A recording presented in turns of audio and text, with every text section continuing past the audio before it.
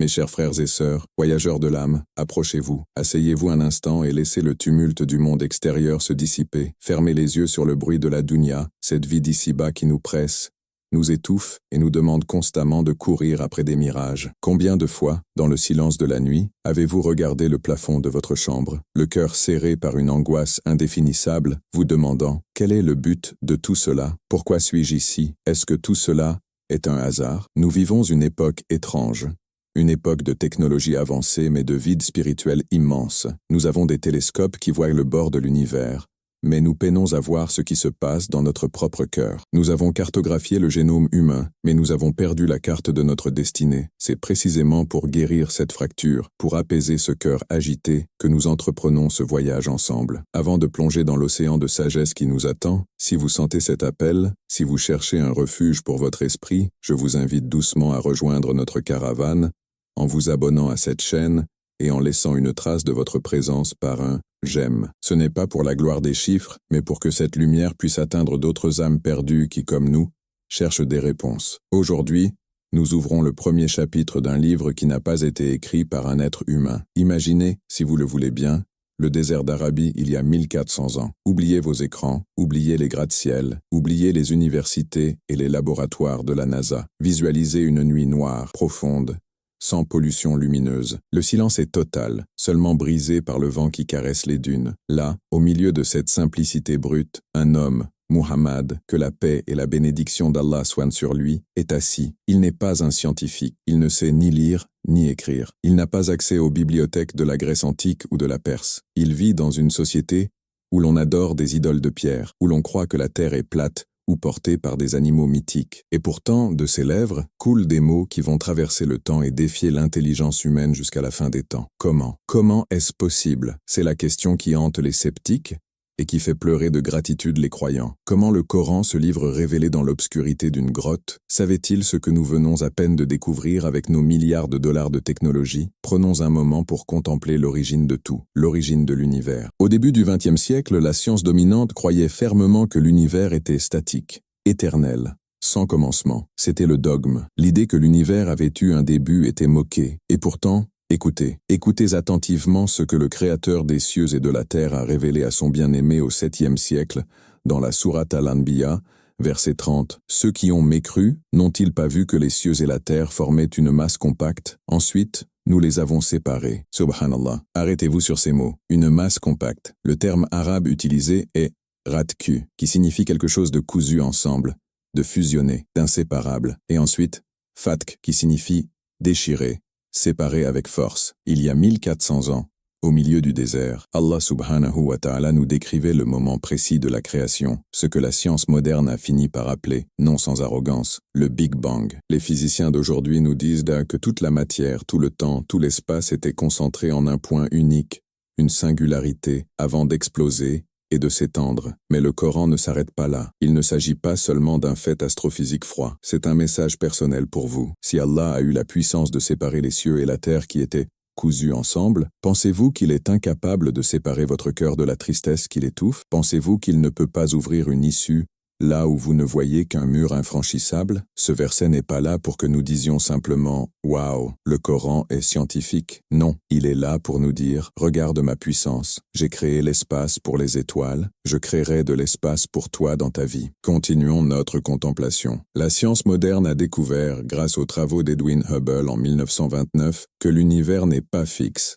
Il s'étend, les galaxies s'éloignent les unes des autres, à une vitesse vertigineuse. C'était une révolution. Avant cela, on pensait que le ciel était une voûte rigide. Mais retournons 1400 ans en arrière. Ouvrons le livre saint à la sourate Ad-Dariyat, verset 47. Le ciel, nous l'avons construit par notre puissance et nous l'étendons constamment. Nous l'étendons constamment. Le mot muzioun en arabe indique une action continue, une expansion qui ne s'arrête pas. Comment un homme dans le désert pouvait-il savoir que l'univers était en expansion? Il ne le pouvait pas. C'était impossible. C'est la preuve éclatante que ces mots ne viennent pas de la terre, mais du Seigneur des mondes. Allah ne nous donne pas ces informations pour que nous obtenions des diplômes en physique. Il nous les donne pour briser notre arrogance. Nous pensons tout savoir, nous pensons maîtriser la nature, mais nous ne sommes que des spectateurs découvrant tardivement les mécanismes que l'architecte a mis en place, il y a des éons. Et cela nous amène à une réflexion encore plus intime. Si l'univers est en expansion, cela signifie que la création d'Allah est dynamique.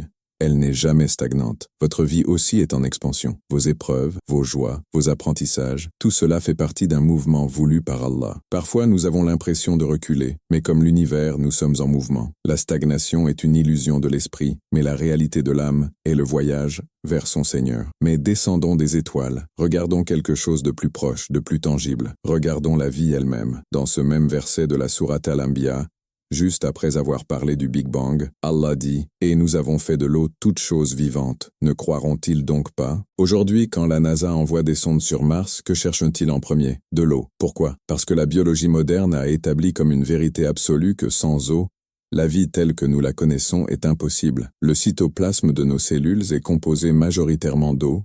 Tout être vivant, de l'éléphant gigantesque à la bactérie invisible, dépend de l'eau. Dans le désert d'Arabie, l'eau était rare, c'était une ressource précieuse, mais personne ne connaissait la composition cellulaire des êtres vivants. Personne ne savait que la vie elle-même émergeait de l'eau. Dire que toute chose vivante vient de l'eau était une affirmation audacieuse, presque étrange pour l'époque. Et pourtant, c'est la vérité scientifique la plus fondamentale aujourd'hui. Pourquoi Allah lie-t-il la création des cieux à l'eau? Pour nous montrer l'unité de la création. Le même Dieu qui gère les galaxies gère la goutte de pluie qui tombe sur votre main. Et c'est là que réside la leçon spirituelle pour nous aujourd'hui. L'eau est fluide, elle s'adapte, elle purifie, elle donne la vie, mais elle peut aussi être destructrice si elle n'est pas contenue. Notre âme est comme cette eau. Elle a besoin du contenant de la foi, le réceptacle de la prière, pour ne pas s'évaporer ou se disperser inutilement. Ne croiront-ils donc pas? Demande Allah. Cette question résonne à travers les siècles jusqu'à nous. Aujourd'hui, assis devant nos écrans, avec toutes ces preuves, avec toutes ces coïncidences qui n'en sont pas, pourquoi notre foi vacille-t-elle encore? C'est souvent parce que nous sommes aveuglés par le matériel. Nous voyons l'écran mais nous oublions l'électricité qui le fait fonctionner. Nous voyons le corps, mais nous oublions l'âme qui l'anime. Nous voyons le monde, mais nous oublions son créateur. Allons encore plus loin dans ce miracle. Parlons de vous, de votre commencement. Pas le commencement de l'univers,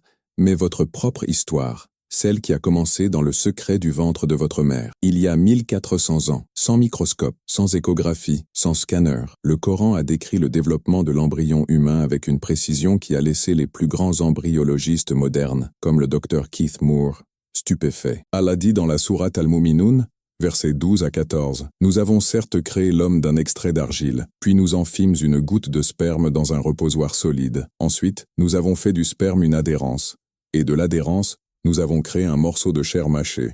Puis, de ce morceau de chair mâchée, nous avons créé des os, et nous avons revêtu les os de chair. Ensuite, nous l'avons transformé en une toute autre création. Gloire à Allah le meilleur des créateurs. Analysons cela avec humilité. Le terme alaka utilisé par Allah a 3 sens en arabe. Une sangsue, une chose suspendue, et un caillot de sang. La science moderne nous dit qu'au stade initial, l'embryon ressemble physiquement à une sangsue.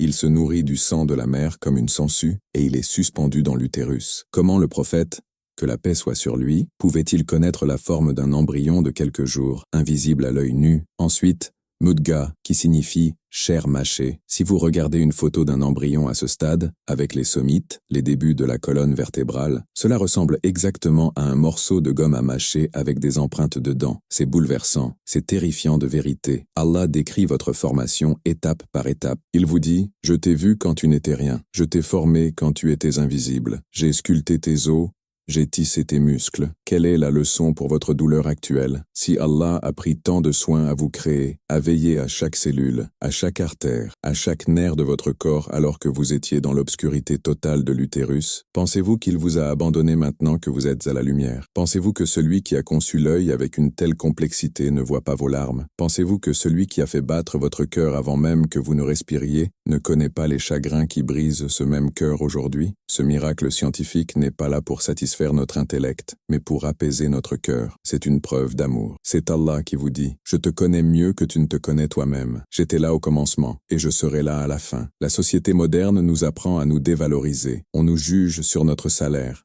notre apparence, nos likes. Mais le Coran nous rappelle notre origine noble et miraculeuse. Vous n'êtes pas un accident biologique. Vous n'êtes pas le fruit du hasard. Vous êtes une œuvre d'art divine, une création intentionnelle, voulue et aimé par le Maître de l'univers. Quand vous ressentez de l'anxiété face à l'avenir, souvenez-vous de votre passé embryonnaire. Vous étiez nourri sans avoir à demander, protégé sans avoir à vous battre. La même providence qui vous a géré là-bas, vous gère ici. Mes frères, mes sœurs, ces vérités sont lourdes, elles changent la perspective. Quand on lit le Coran ainsi, ce n'est plus un vieux livre sur une étagère poussiéreuse, c'est le manuel de l'univers, et c'est aussi une lettre d'amour intime. Comment le Coran savait-il? Il savait parce qu'il vient de celui qui sait, Al-Alim, l'omniscient. Et pourtant, nous n'avons fait qu'effleurer la surface. Nous avons parlé des cieux et de la naissance, mais il y a des secrets cachés dans les montagnes, dans les profondeurs des océans, et même dans le fer qui compose les fondations de nos villes modernes. Le Coran en parle avec une clarté effrayante. Saviez-vous que le Coran déclare que le fer n'est pas originaire de la terre mais qu'il a été fait descendre? Une vérité que la géologie n'a comprise que récemment. Mais nous ne pouvons pas tout absorber en une seule fois. L'âme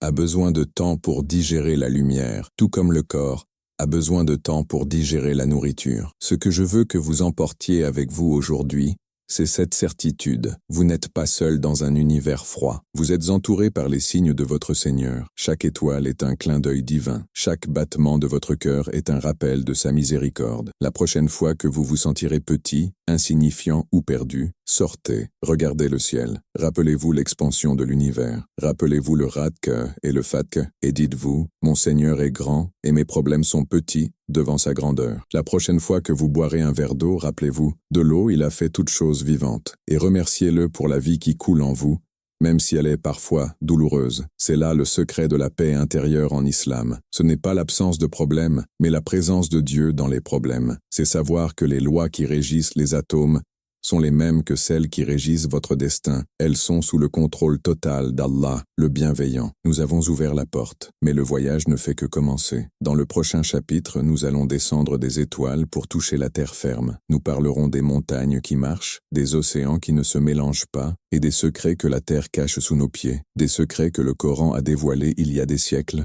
et qui contiennent la clé de votre stabilité émotionnelle aujourd'hui. Vous ne voudrez pas manquer cette révélation. Alors, si ces mots ont touché une corde sensible en vous, si vous avez senti, ne serait-ce qu'un instant, la grandeur de votre Créateur et la beauté de votre propre existence, je vous invite encore une fois à vous abonner pour ne pas manquer la suite de cette exploration. Partagez cette histoire avec quelqu'un qui a besoin d'entendre qu'il n'est pas un hasard. Laissez un commentaire. Dites-nous quel signe vous touche le plus. Préparez votre cœur pour la suite, car si les cieux sont vastes, la sagesse d'Allah est infinie. Et nous, ensemble, pas à pas, nous allons continuer à boire à cette source. Que la paix d'Allah soit sur vos cœurs, jusqu'à notre prochaine rencontre. Mes frères et sœurs, voyageurs du temps et de l'esprit, soyez les bienvenus à nouveau. Si vous étiez avec nous lors de notre première rencontre, nous avons levé les yeux vers le ciel noir du désert. Nous avons vu l'univers en expansion, nous avons assisté à la naissance des étoiles, et nous avons contemplé notre propre commencement miraculeux dans le secret de l'utérus. Nous avons senti le vertige de l'infiniment grand et la tendresse de l'infiniment petit. Mais aujourd'hui,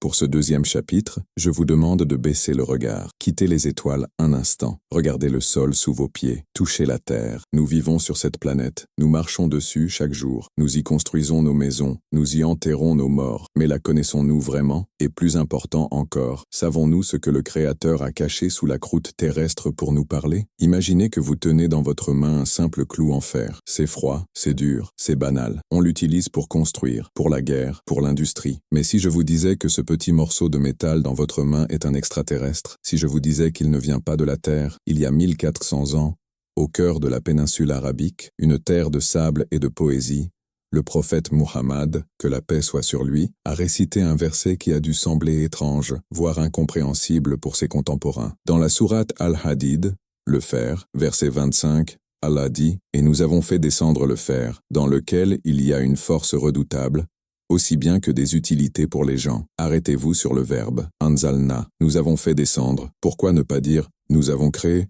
ou « nous avons produit ». En arabe, « anzalna » implique une venue d'en haut, une descente physique, comme la pluie qui tombe du ciel. Pendant des siècles, les commentateurs pensaient que c'était une métaphore pour dire qu'Allah l'avait donné comme une bénédiction. Mais aujourd'hui, la science moderne, l'astrophysique nucléaire, nous a donné une leçon d'humilité qui fait trembler les genoux. Les scientifiques savent désormais que le fer ne peut pas se former sur Terre. La température de notre système solaire primitif n'était pas suffisante pour fusionner des atomes de fer. Le fer ne peut être forgé que dans le cœur d'étoiles beaucoup plus grandes que notre Soleil, des géantes qui, en mourant, explosent en supernova. C'est lors de ces explosions cataclysmiques que le fer est projeté à travers l'univers, voyageant des années-lumière pour finalement bombarder la Terre primitive. Le fer a littéralement été fait descendre du ciel. Il est un invité céleste dans notre sol. Subhanallah. Comment un homme illettré du 7e siècle pouvait-il savoir que le fer n'était pas natif de la Terre? Mais allons plus loin. Pourquoi Allah nous parle-t-il du fer? Est-ce juste un cours de chimie? Non,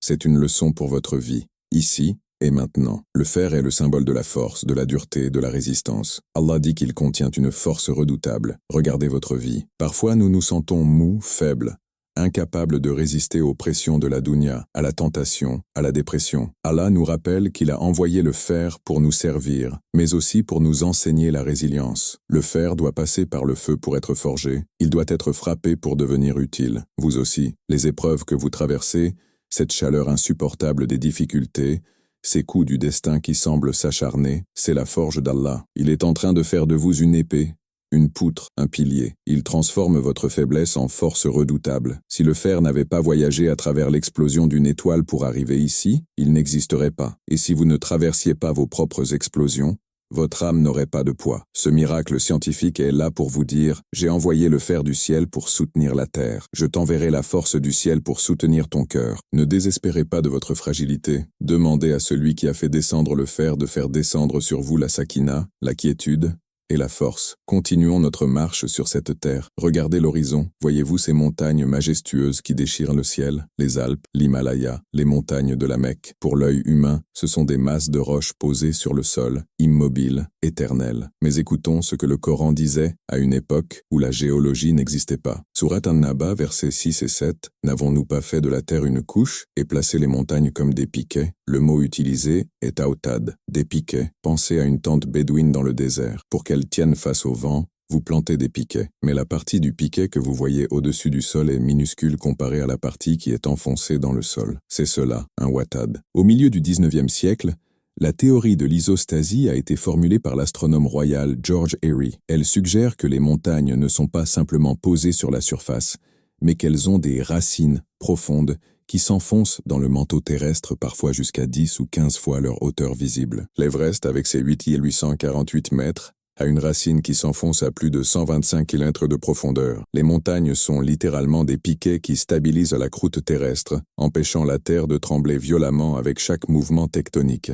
Allah dit dans la sourate An-Nahl, verset 15, « Et il a implanté des montagnes immobiles dans la terre afin qu'elles ne branlent pas en vous emportant, afin qu'elles ne branlent pas. » La fonction de stabilisation. Une vérité géologique précise, décrite avec une métaphore parfaite pour un peuple du désert qui connaissait l'importance des piquets de tente. Mais quelle est la fonction spirituelle pour vous, aujourd'hui? Nous vivons dans un monde de tremblements, pas seulement sismiques, mais émotionnels, sociaux, économiques. Tout bouge, tout change, tout est incertain. Nous perdons nos emplois, nous perdons des proches, nos certitudes s'effondrent. Nous avons l'impression que le sol se dérobe sous nos pieds. La leçon de la montagne est celle de l'ancrage. Pour tenir debout face au vent de la vie, vous ne pouvez pas être superficiel. Votre foi ne peut pas être juste posée sur la surface, visible pour les autres sur Instagram mais sans racines. Vous devez avoir des racines profondes, invisibles. Vos prières nocturnes que personne ne voit, vos aumônes secrètes, votre patience silencieuse, c'est cela, votre racine. C'est cela qui fait de vous une montagne. Plus la tempête est forte à l'extérieur, plus votre racine doit être profonde à l'intérieur. Allah a mis des montagnes pour stabiliser la terre. Il a mis le Coran et la Sunna pour stabiliser votre âme. Si vous vous sentez secoué, si vous avez le vertige,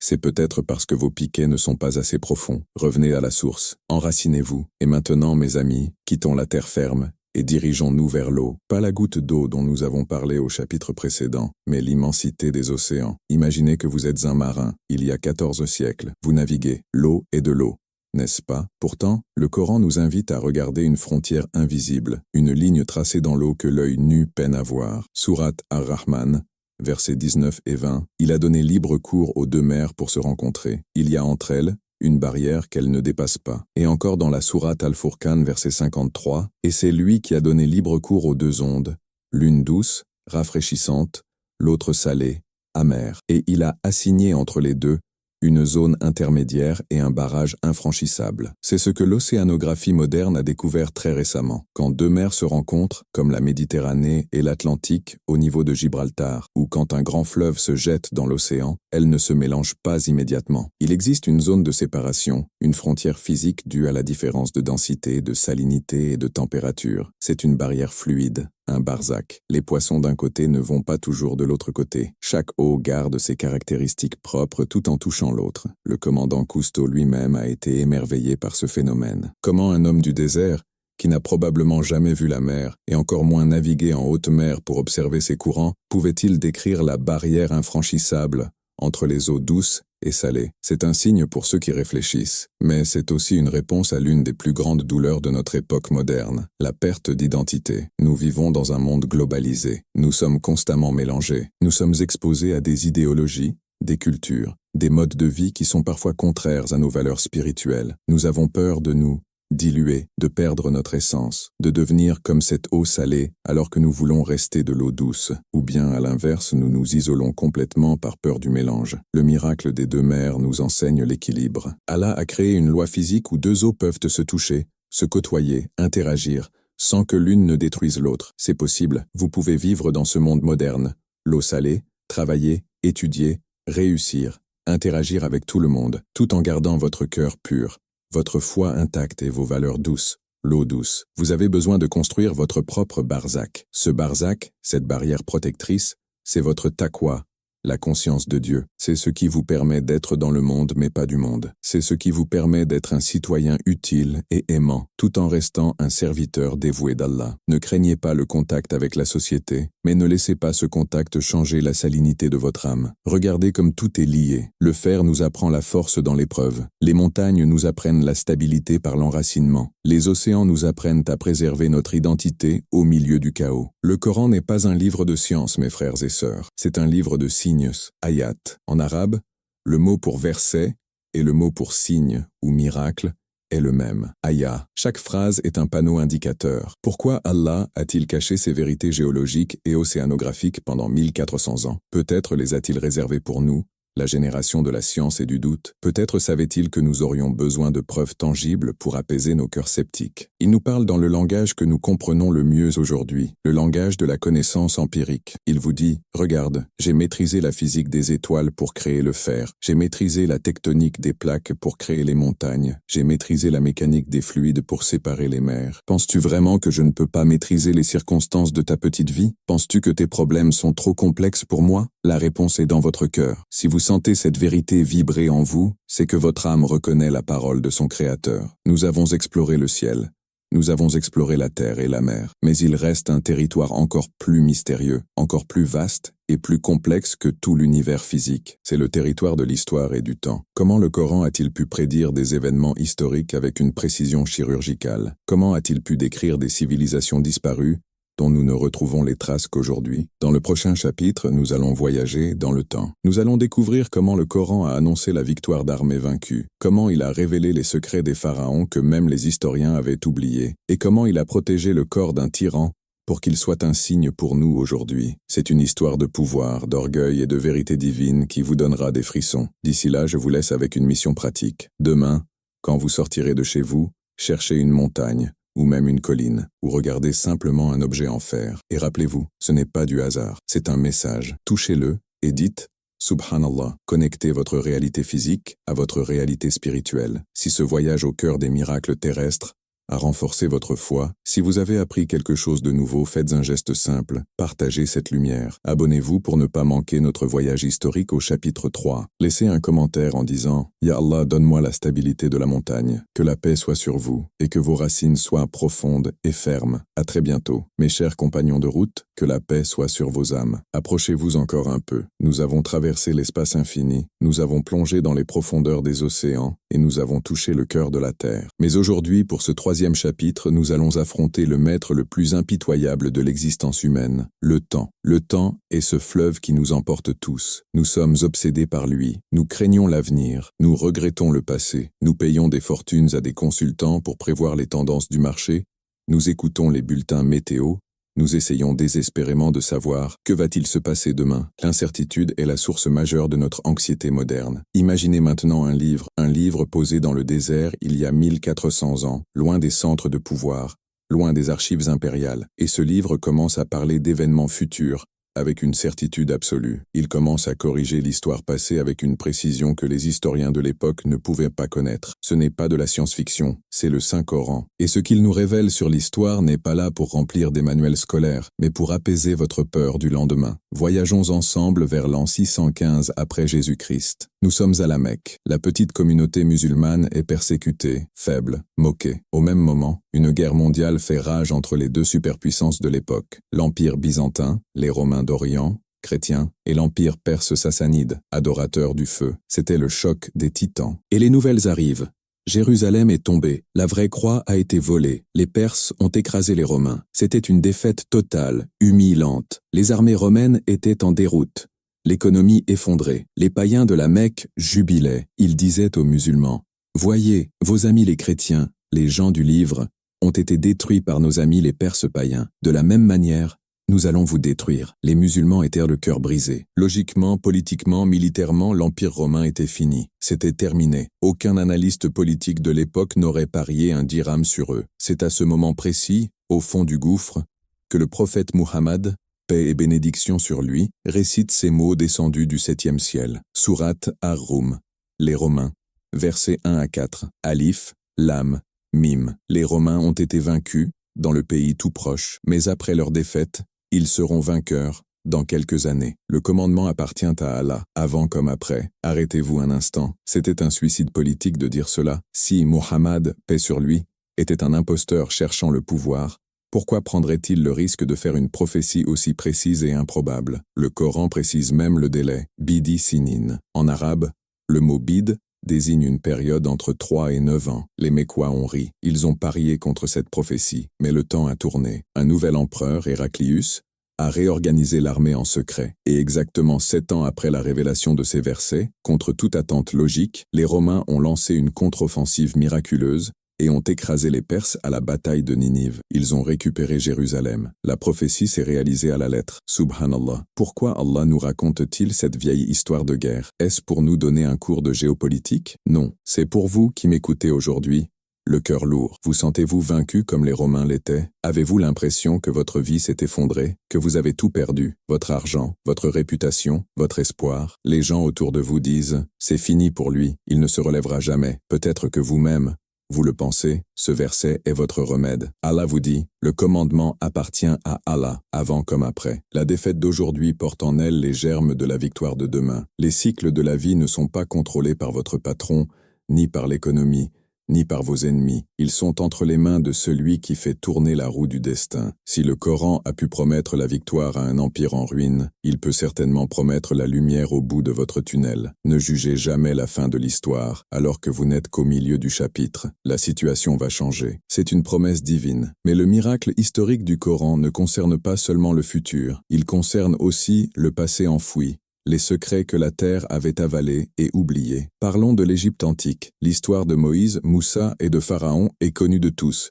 juifs, chrétiens et musulmans. Mais il y a des détails minuscules, qui changent tout. Pendant des siècles, les critiques orientalistes et les historiens ont attaqué le Coran. Ils disaient, regardez, Muhammad a copié la Bible mais il a fait une erreur grossière. Pourquoi disait-il cela? Parce que dans le Coran, Pharaon a un ministre, un bras droit, nommé Aman. Or, disaient ces critiques, Aman n'existe pas dans l'histoire de Moïse dans la Bible. Aman est mentionné dans le livre d'Esther à Babylone.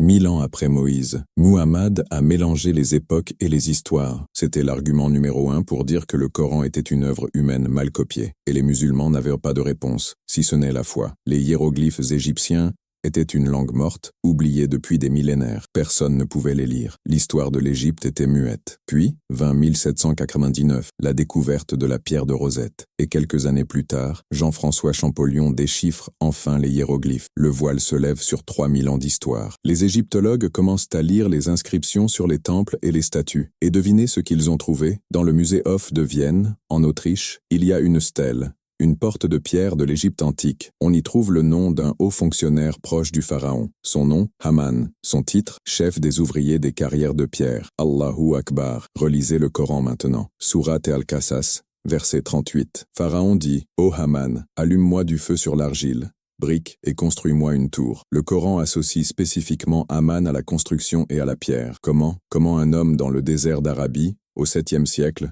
pouvait-il connaître le nom d'un ministre égyptien oublié, dont le nom était scellé dans des hiéroglyphes illisibles depuis l'époque romaine? Il n'y avait pas de Google, il n'y avait pas d'archéologue. La seule explication est que l'auteur du Coran est celui qui était présent lorsque Pharaon parlait à Haman. Quelle est la leçon pour nous, gens modernes? C'est une leçon sur la vérité et la patience. Nous vivons dans un monde où l'islam est souvent attaqué, moqué, qualifié d'archaïque ou d'illogique. Parfois vous entendez des critiques qui vous font douter. La science dit ceci. Le Coran dit cela. L'histoire de Haman nous apprend à être patient. Ce qui semble être une erreur aujourd'hui sera peut-être le plus grand miracle demain, quand notre connaissance humaine aura rattrapé la sagesse divine. N'ayez pas honte de votre foi. La vérité a le temps pour elle. Restez ferme. La réalité finira toujours par confirmer la révélation. Mais descendons encore plus profondément dans l'histoire de l'Égypte. Il y a un autre miracle.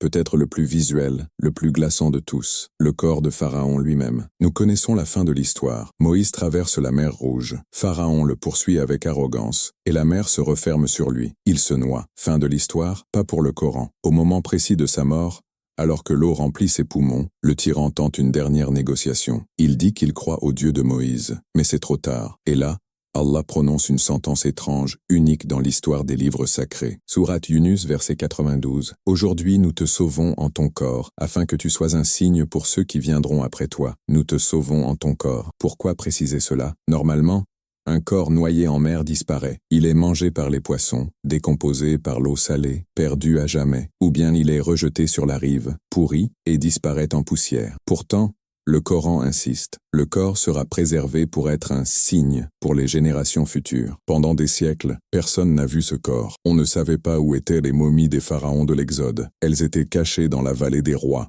enfouies sous le sable. Ce n'est qu'à la fin du 19e siècle, en 1898, que l'archéologue Lorette découvre la momie de Merampta, le fils de Ramsès II, que beaucoup identifient comme le pharaon de l'Exode, ou son successeur immédiat. Dans les années 1970, la momie a été envoyée à Paris pour des analyses. Le docteur Maurice Bucaille, un médecin français, l'a examiné. Il a été stupéfait. Les analyses ont montré que le corps contenait une quantité anormale de sel marin, preuve d'une noyade, mais qu'il avait été momifié très rapidement après la mort, avant la décomposition. Le corps a été sauvé. Il est là aujourd'hui au musée du Caire. Vous pouvez acheter un billet d'avion, aller en Égypte et regarder le visage de l'homme qui a défié Moïse. Le visage de l'homme qui disait « Je suis votre Seigneur le Très-Haut ». Il est là, noirci, ratatiné, petit, pathétique, derrière une vitre, sous les regards des touristes qui mangent des glaces. Afin que tu sois un signe, Allah a tenu sa promesse. Il a préservé ce corps pendant 3000 ans, à travers les guerres, les pilleurs de tombes, le temps, juste pour qu'il arrive jusqu'à nous.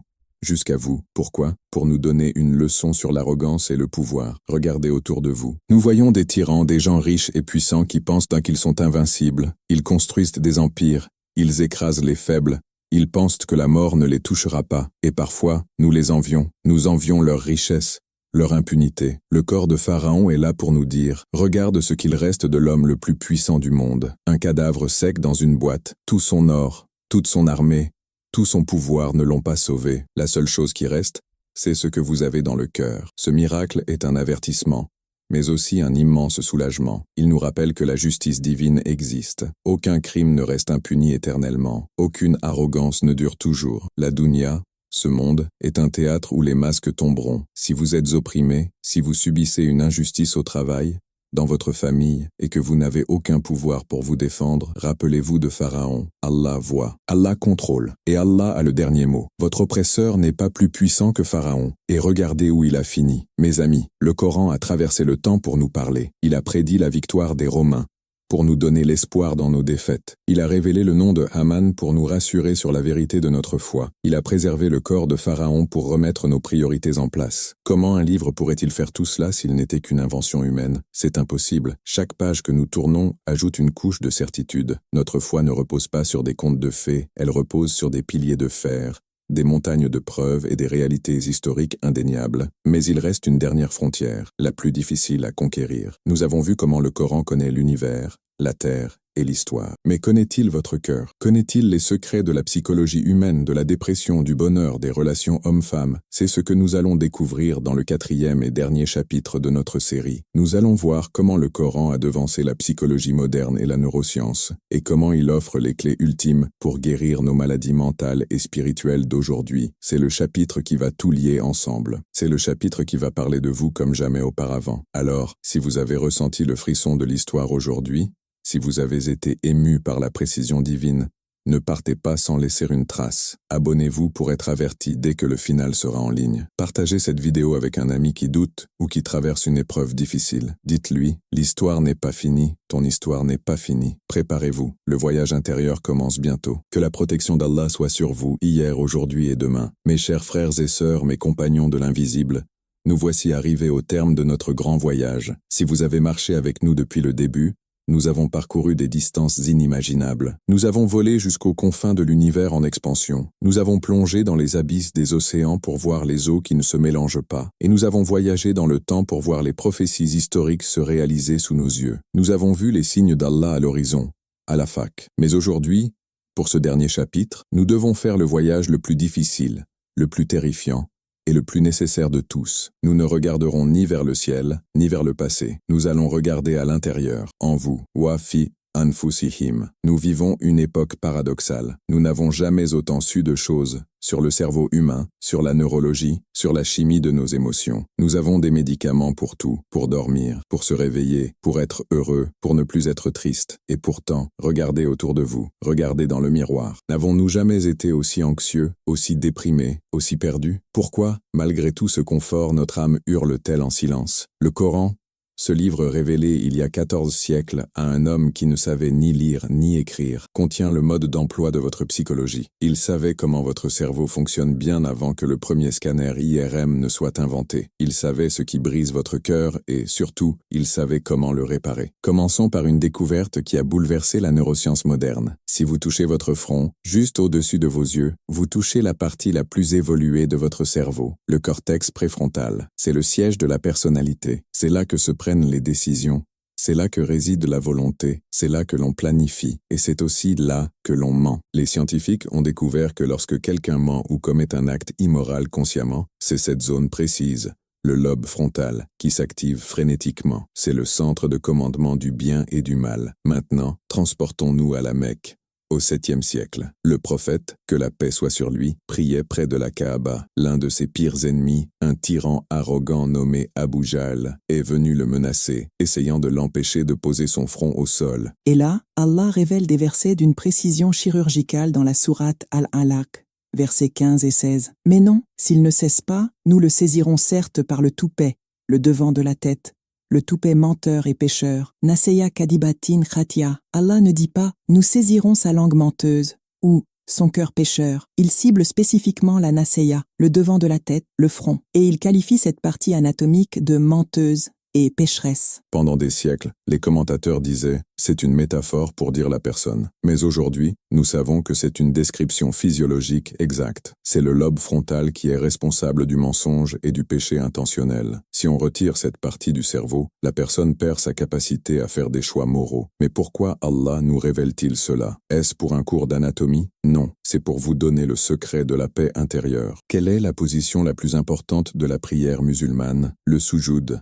La prosternation. Que faites-vous exactement quand vous vous prosternez? Vous prenez cette naseya, ce cortex préfrontal, ce centre de votre ego, de votre fierté, de votre capacité à vous rebeller, et vous le posez au sol. Vous le mettez plus bas que votre cœur. C'est un geste de décharge électrique spirituelle. Vous dites à Allah, ô Seigneur, cette partie de moi qui décide, qui s'inquiète, qui planifie, qui veut tout contrôler, je te la remets. Je pose mon intelligence limitée devant ton omniscience infinie. Je ne suis pas le maître, tu es le maître. La science nous dit aujourd'hui que le fait de mettre la tête plus bas que le cœur irrigue le cerveau de sang frais, calme le système nerveux et réduit le cortisol, l'hormone du stress. Mais le Coran nous le disait déjà, la guérison de l'anxiété moderne, de cette surcharge mentale qui nous tue, réside dans la soumission physique de notre centre de commandement au Créateur. Vous voulez arrêter de trop penser? Posez votre front au sol. Continuons notre exploration intérieure. Parlons de la chose qui vous fait le plus mal, votre cœur, pas l'organe qui pompe le sang, mais le siège de vos émotions. La science occidentale a longtemps considéré le cœur comme une simple pompe mécanique. Le cerveau était le roi, le cœur l'esclave. Mais récemment, une nouvelle discipline est née, la neurocardiologie. On a découvert que le cœur possède son propre système nerveux, un petit cerveau d'environ 40 000 neurones. Le cœur a une mémoire. Le cœur prend des décisions. Plus fascinant encore, le cœur envoie plus d'informations au cerveau que le cerveau n'en envoie au cœur. Si le rythme du cœur est chaotique, à cause de la colère ou de la peur, il court-circuite le cerveau et nous empêche de penser clairement. Écoutez maintenant la question rhétorique d'Allah dans la sourate Al-Hajj,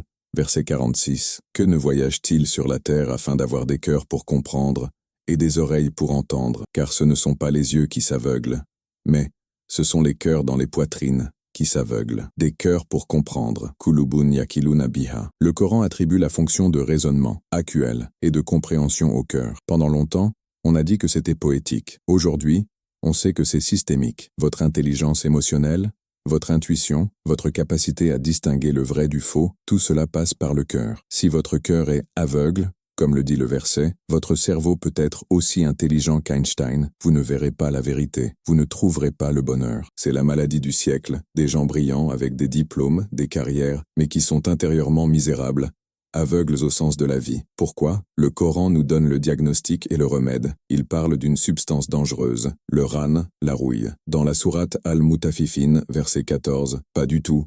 Mais ce qu'ils ont accompli couvre leur cœur de rouille. Chaque mauvaise action, chaque mensonge, chaque regard interdit, chaque acte de cruauté dépose une tache noire sur le cœur. Cette rouille spirituelle finit par former une croûte qui empêche la lumière d'entrer. C'est la dépression spirituelle. C'est ce sentiment de vide, de lourdeur, l'impression d'être déconnecté de tout, même au milieu de la foule. La psychologie moderne vous dira de faire de la thérapie cognitive, et c'est très bien, mais le Coran vous donne la racine du problème. Vous ne pouvez pas guérir l'arbre si les racines sont empoisonnées. Quel est le détergent pour cette rouille? Sourate Ar-Ra'd, verset 28. N'est-ce point par l'évocation d'Allah que se tranquillisent les cœurs? Ala bidikri, Allahi tatma'innu al-qulub. Le mot tatma'innu est magnifique. Il ne veut pas juste dire calme. Il décrit l'état d'une marmite bouillante qui s'apaise, d'une tempête qui s'arrête. La science du son nous apprend aujourd'hui que certaines fréquences, certaines vibrations rythmiques, stimulent le nerf vague et déclenchent le système parasympathique, celui qui répare le corps et l'esprit. La récitation du Coran,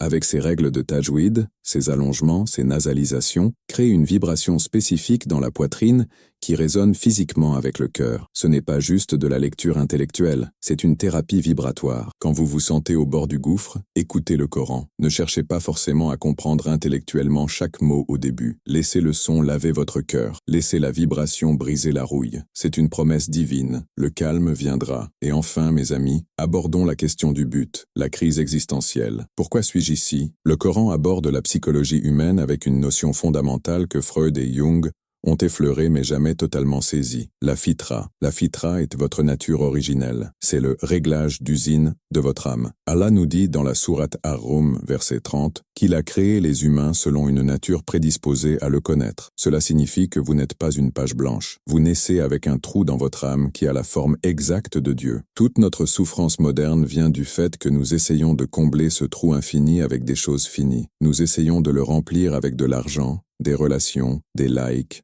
de la drogue, du travail, mais rien ne rentre. C'est comme essayer de mettre une pièce carrée dans un trou rond. Ça gratte, ça fait mal, et ça laisse toujours un vide sur les côtés. L'anxiété, c'est le signal d'alarme de votre fitra qui vous crie « Ce n'est pas ça, je n'ai pas été créé pour ça ». Le Coran ne vous demande pas de nier le monde. Il vous demande de remettre les choses à leur place. Mettez la dunya dans votre main, pas dans votre cœur. La psychologie positive nous dit aujourd'hui que la gratitude est le facteur numéro 1 du bonheur. Il y a 1400 ans, le Coran commençait par « Alhamdulillah ». Toutes les louanges, remerciements appartiennent à Allah et promettait, si vous êtes reconnaissant, très certainement j'augmenterai mes bienfaits pour vous. Sourate Ibrahim, V7. Ce n'est pas une transaction commerciale, c'est une loi psychologique. La gratitude change la structure de votre cerveau. Elle vous force à voir ce que vous avez plutôt que ce qui vous manque. Mes frères et sœurs, nous arrivons au bout de ces 4 chapitres. Nous avons vu comment le Coran, ce livre ancien, connaît l'origine de l'univers, Big Bang, la formation de l'embryon, les secrets des montagnes et du fer, les prophéties historiques, le nom des ministres oubliés de Pharaon, l'anatomie de votre cerveau et les remèdes de votre cœur. Posez-vous cette question honnête dans l'intimité de votre conscience. Est-ce qu'un homme illettré dans le désert aurait pu deviner tout cela par hasard? Une fois, c'est une chance. 2 fois, c'est une coïncidence. Mais des centaines de fois, sur des sujets aussi variés, sans jamais se contredire, et en gardant une beauté littéraire indépassable, non, ce n'est pas un hasard. C'est un message, et l'expéditeur de ce message, c'est celui qui vous a créé. Il vous a envoyé cette lettre parce qu'il vous aime. Il ne veut pas que vous soyez perdu. Il ne veut pas que vous soyez triste. Le Coran n'est pas un livre de science, c'est un livre de signes. Et tous ces signes pointent vers une seule direction. La ilaha illa Allah. Il n'y a de divinité, de refuge, de source de paix, qu'Allah. Alors, quelle est la prochaine étape pour vous? Ne fermez pas simplement cette page pour retourner scroller sur des vidéos de chats. Ce moment est précieux. Vous avez reçu une invitation. Prenez ce livre. Si vous l'avez chez vous,